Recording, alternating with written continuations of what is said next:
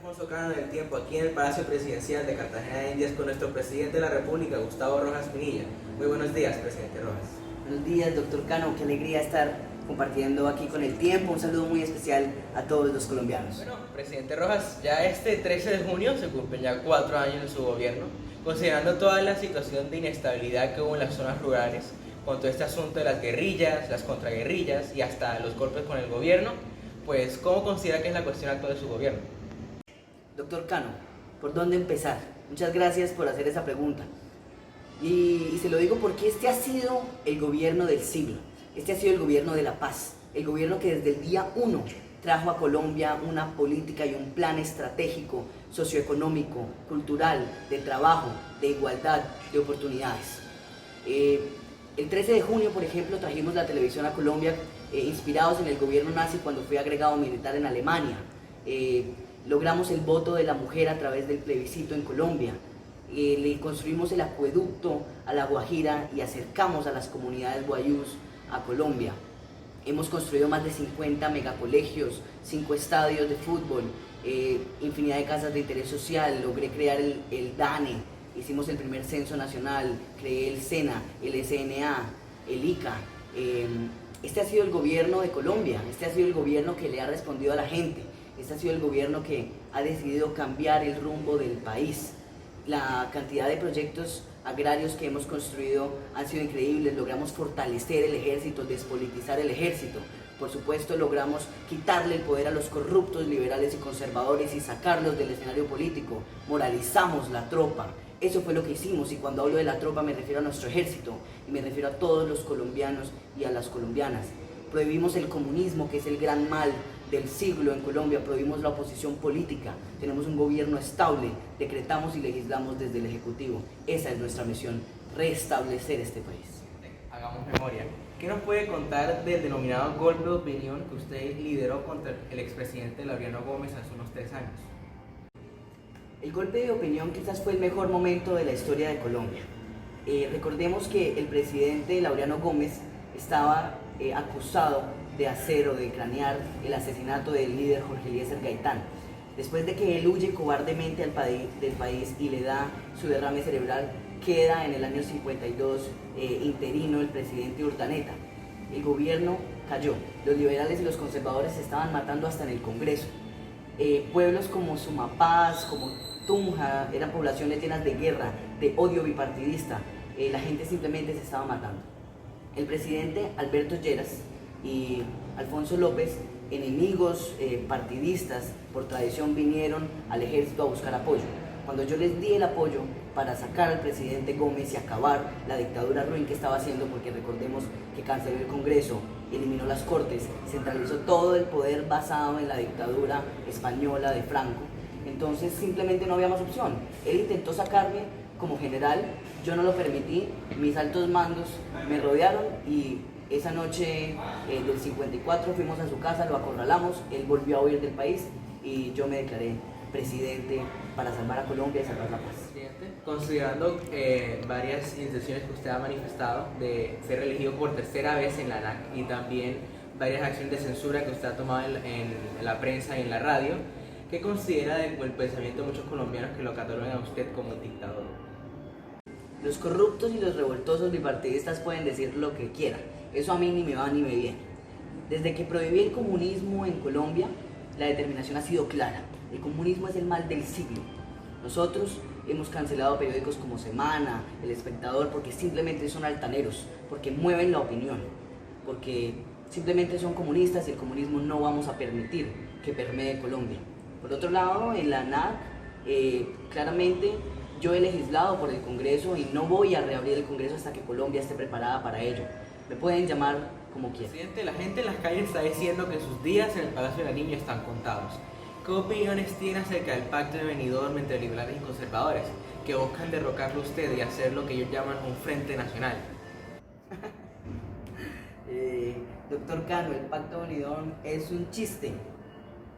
Eso simplemente prueba que los liberales, los conservadores y los tradicionales son unos hipócritas y son unos traidores.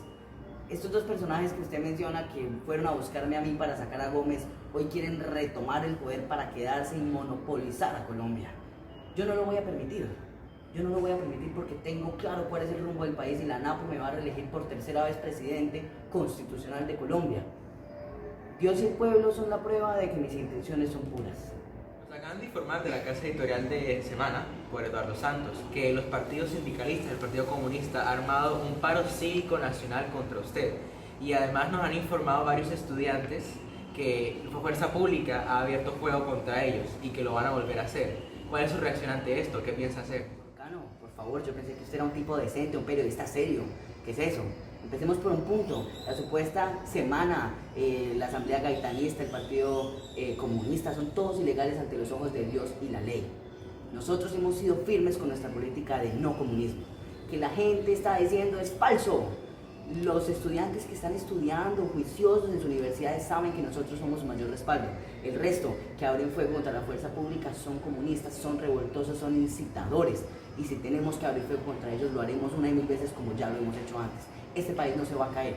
Este país no va a dejar que su gobierno se caiga por 3 gatos que salgan a la calle. Esos 10.000 supuestos ciudadanos son siniestros, son falsos, no existen, ni van a existir, ni permitiremos que existan en Colombia comunistas que pretendan desubicar el orden nacional. Señor presidente, usted entra a la política diciendo que usted es nuestro salvador contra el bipartidismo, pero el pueblo de Colombia no está de acuerdo. Eso fue así, doctor Cano. Repito, señor no presidente. le mienta a los colombianos. Usted es no un le dictador. mienta a los colombianos, doctor Cano. Usted es un mentiroso, es un falaz. Este medio está apoyando al comunismo colombiano. No le crean a tipos como este, no le crean a medios como este, que lo que están haciendo es incitar, están haciendo es impulsar el comunismo de este siglo y no lo vamos a permitir. Mi gobierno le ha cumplido a los colombianos, le ha cumplido en su propuesta, le ha cumplido al país y vamos a seguir aquí hasta que Dios nos lo permita. No voy a permitir que usted incite a los colombianos, doctor Cano. De por cerrado el tiempo y de por cerrado todos sus espacios digitales en este país.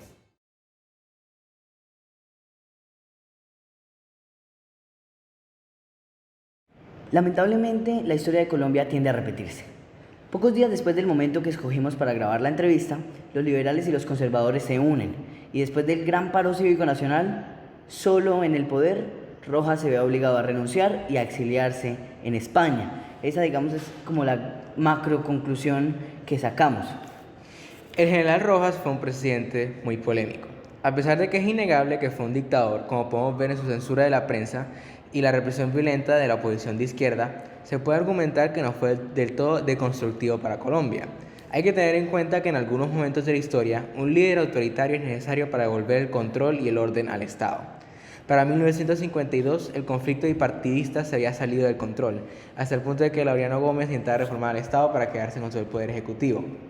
Esto de alguna manera justifica las acciones de Rojas en el golpe de opinión.